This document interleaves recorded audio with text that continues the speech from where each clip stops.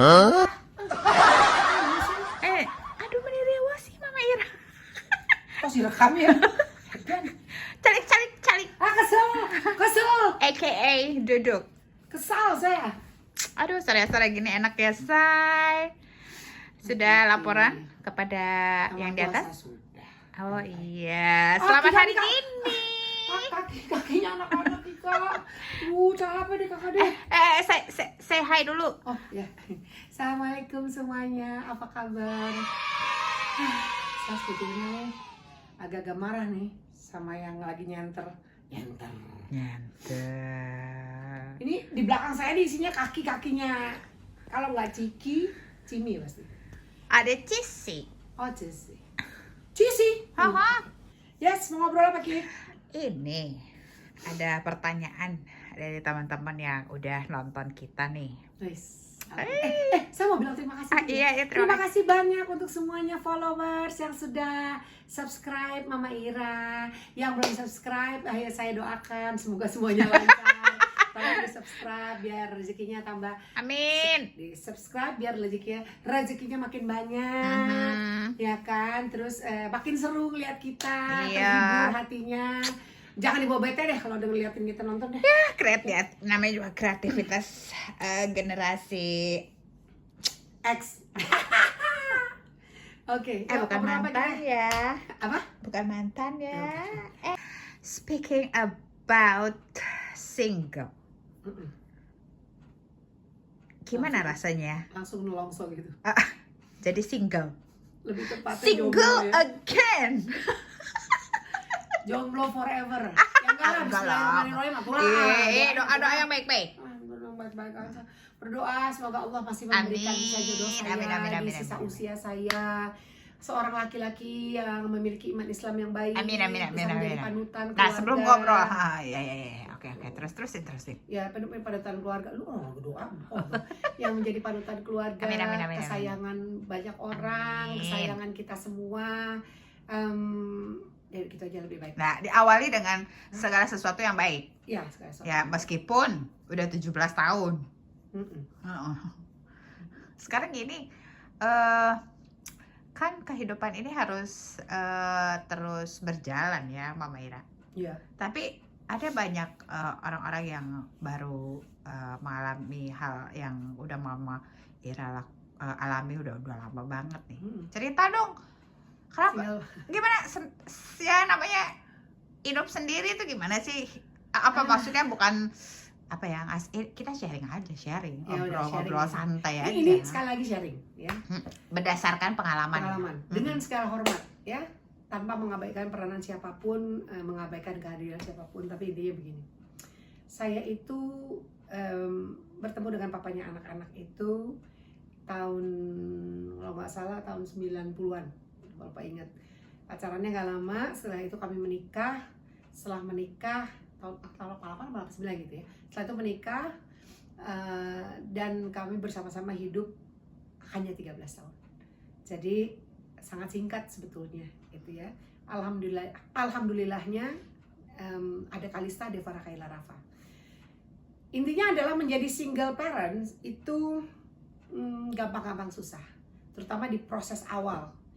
Proses awal perpisahan itu rasanya wah udah gak karuan deh, beneran asli udah gak karuan. Ya mana ada sih pasangan yang selain merajut kasih, bahasanya ya berat banget. Iya, kita amit soalnya Kika kan belum nikah kan ya. Saya kan udah menikah dan gagal. Jadi kalau ngomongin masalah perceraian dan akhirnya harus berpisah itu kayaknya bukan sesuatu yang bisa kita bawa ke senang gitu ya. Tapi itu part of my life gitu loh Ki. Jadi memang semuanya perlu dijalani, dihadapi, diselesaikan, dituntaskan, dan pada akhirnya move on gitu. Ya kan, nggak ada yang pengen berpisah, tapi pada akhirnya kami memutuskan untuk berpisah. Itu saya berpisah 17 tahun lalu, berarti tahun 2006 ya, 2006 Kalista baru umur berapa, 12 tahun kalau nggak salah ya. Setelah itu saya berusaha untuk menghadapi segala sesuatunya dengan strong. Struggle bukan tanpa air mata loh. struggle-nya seorang perempuan yang mengalami kegagalan dalam rumah tangga itu adalah proses pembelajaran diri untuk menjadi lebih dewasa dalam segala hal. Ada yang orang merasa kedewasaan itu bertolak dari usia, padahal belum tentu. Ada orang bilang perempuan itu sudah dewasa batas usia 21 tahun ke atas, juga belum tentu. Ada orang mengatakan bahwa kedewasaan seseorang itu mesti belajar dulu dari hal-hal yang sulit, juga belum tentu. Jadi setiap manusia mempunyai jalan kehidupan. Jalan kehidupan yang dia jalani itu layaknya seperti orbit. Gitu. Orbit kan akan naik ke atas. Cuma begitu dia mau ke atas itu pasti dia akan kena benturan. Cedak. Nggak ada yang sempurna nggak ya. ada sempurna. Semuanya nggak akan se-smooth apa yang kita pikirkan gitu. Akhirnya akan menuju ke atas. Jadi saya yakin bahwa kalau orang bilang tuh akan indah pada waktunya, saya percaya itu. Gitu. Jadi proses pembelajaran saya untuk dari mulai jatuh bangunnya saya sendiri, saya merasa saya tidak mampu dan pada akhirnya saya didukung oleh banyak sekali pihak-pihak, antara lain keluarga saya, ibu saya, orang tua saya, anak-anak, ya kalian semua, termasuk Kika dan semua sahabat-sahabat yang lain, membuat saya merasa lebih jejak gitu. Oh ya, oke. Ayo, yuk, bisa gitu. Kan nggak berapa lama setelah saya bercerai. Tapi kalau awal-awal gimana tuh? Oh, awal-awal sih kalau anak sekarang bilang, Ki, itu apa istilahnya galau ya? Oh, saya juga mengalami hal galau.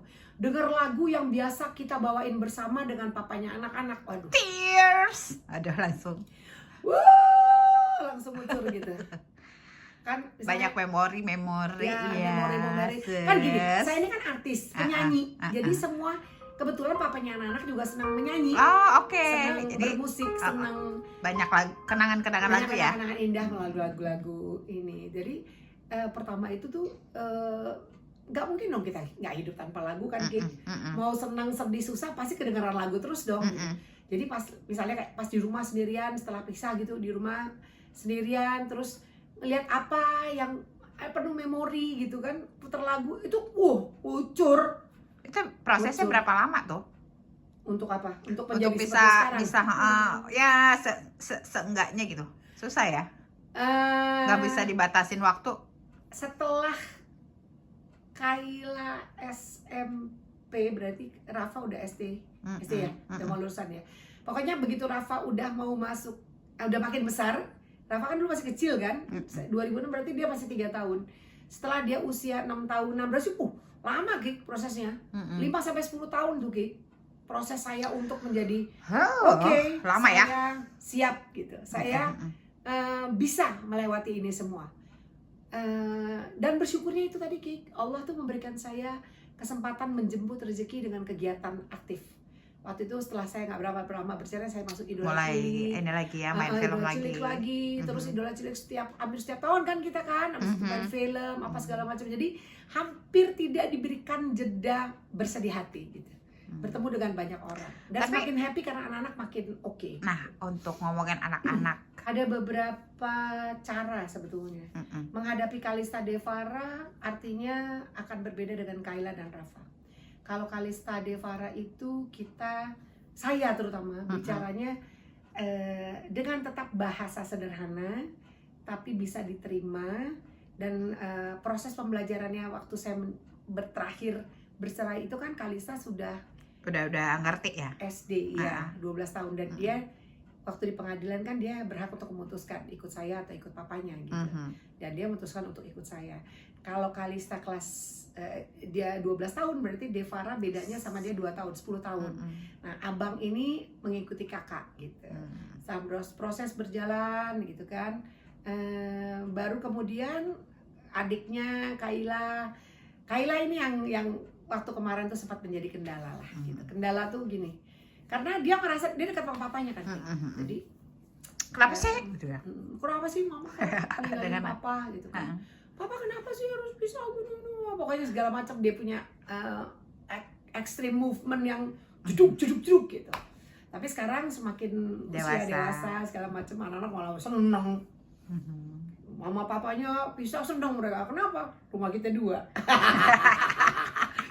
Sumbernya berangkas 2. Gitu katanya. Aduh, paling. Tapi sekarang ditambahin lagi. Iya, ada adik 2 kan, Koko sama apa namanya, Conrad sama Ryan. Itu anak-anak adik-adik sambungnya dari Kalista dari Lala. mamanya yang sekarang. Ya, mami. Terus gimana untuk kan dari proses cerai ada apa sih yang ngawalin lagi komunikasi untuk membaik, untuk udah bukan suami istri kan, udah nggak ada harus pakai emosi dong ya gitu. Kadang-kadang sih emosi ya. Ini kalau Papa Arianto nonton dia masih gitu, wah, gitu tahu. Ini, tadi dulu mereka ada panggilan. Sampai sekarang orang banyak tanya, Ki. Oh iya, benar-benar masih mama papa ya. Hubungan saya sama Papa Arianto sekarang sampai sekarang masih panggil Papa Ari. Papa Ari, papanya terus anak-anak ya. papanya anak-anak ya, biar bagaimanapun juga tidak ada bekas papa ya, tidak ada bekas orang tua, tidak ada bekas anak gitu. Jadi tetap Papa Arianto gitu. Saya panggil istrinya Lala, yang anak-anak panggil Lala adalah Mami Lala. Dan kami semua baik-baik aja. Sampai detik sekarang nih semuanya baik-baik aja. Tadi kan Kika tanya awalnya kalau misalnya menghadapi awal mula lagi, right after kita untuk divorce, menjadi komunikasi yang menjalin komunikasi. ya. Ya. Awalnya kayak TV rusak ya.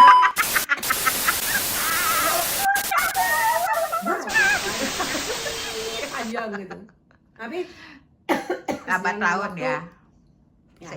Seiring dengan waktu setelah saya pindah ke sini mungkin 15 tahun lalu, 15-16 tahun lalu lah ya.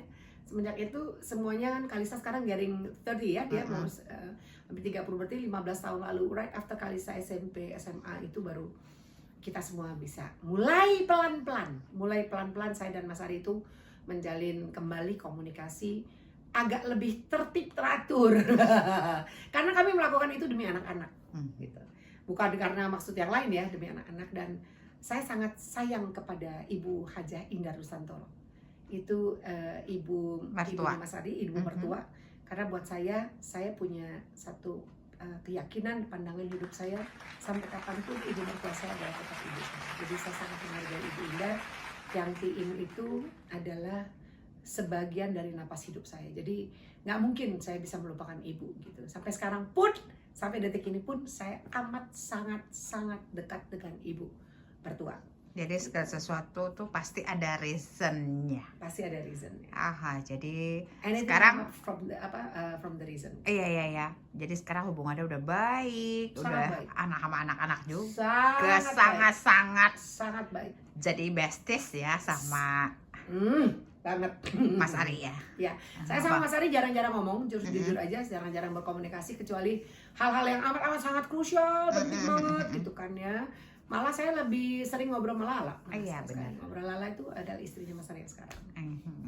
Terus pengen dong berbagi sama Ira gimana caranya untuk mungkin di luar sana ibu-ibu yang atau adik-adik atau ya maksudnya kan banyak yang generasinya. Gimana tuh biar semuanya awet jejak. As a single. As a single parent. Oke. Ini prosesnya adalah memutuskan menjadi single mom, kita harus jejak di atas kaki kita sendiri. Jangan merepotkan banyak pihak. Jangan merepotkan orang tua kita dan jangan selalu menyalahkan orang lain. Gitu. Anak kita tidak bersalah. Kita bercerai, kita yang salah. Sebagai orang tua, saya dan suami saya yang bersalah. Bukan anak-anak. Anak-anak tidak salah sama sekali. Jadi nggak ada ya kalau misalnya bertahan untuk tidak bercerai karena anak-anak. Gini, ada beberapa pendapat. Saya kadang-kadang bisa bilang gini, aku tuh coba bertahan loh Mama Ira supaya aku tuh tidak bercerai. Aku tuh kesian melihat anak-anak. Ntar dulu. Mohon maaf, dengan segala hormat, saya mohon maaf sekali lagi. Bukan bermaksud menggurui. Tapi begini, kita harus melihat celahnya.